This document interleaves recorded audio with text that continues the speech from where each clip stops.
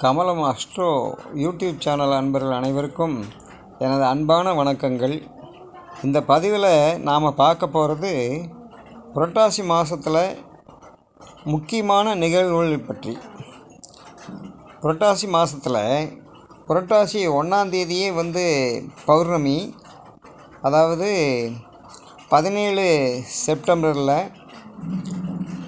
புரட்டாசி மாதம் 31ஆம் தேதி, அதாவது அதே 17 அக்டோபரில் பௌர்ணமி. இந்த 2 பௌர்ணமி வர்றது ஒரு மாதத்தில், தமிழ் மாதத்தில் அப்படிங்கிறதுனால அது மலை மாதம் அப்படின்னு சாஸ்திரத்தில் சொல்லியிருக்கு. அதனால் மலை மாதம் அப்படிங்கிறதுல சுபகாரியங்கள் விலக்கு. அப்போது இந்த புரட்டாசி மாதத்தில்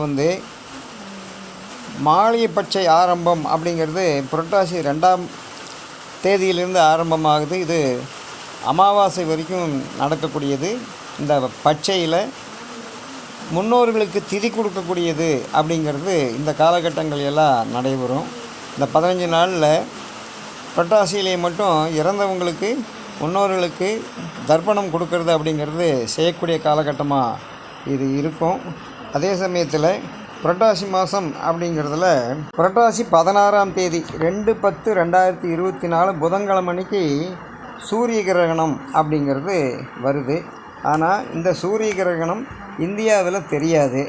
ஏன் அப்படின்னா, இந்திய நேரப்படி இரவு 9:12 கிரகணம் ஆரம்பமாகி நள்ளிரவு 12:14 மத்தியமாகி பின்னிரவு 3:16 கிரகணம் முடியுது.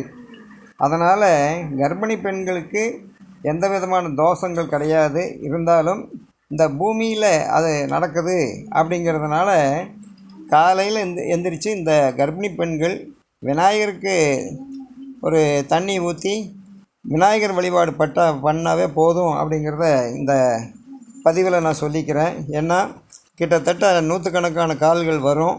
அதுக்காகவே இந்த பதிவு போடுறேன். இதில் இந்த பதிவு பார்த்துட்டு நீங்கள் எந்த விதமான குழப்பங்கள் பட்டுக்க வேணுங்கிறது அவசியம் இல்லை. எப்போ மாதிரி தூங்குறதுக்கு முதல்ல நீங்கள் அந்த சாப்பாட்டையெல்லாம் முடிச்சிட்டிங்கன்னா உங்களுக்கு காலையில் எழுந்திரிச்சு குளிச்சுட்டு டிஃபன் சாப்பிட்றதுக்கு உண்டான காலகட்டங்கள் இருக்கும்.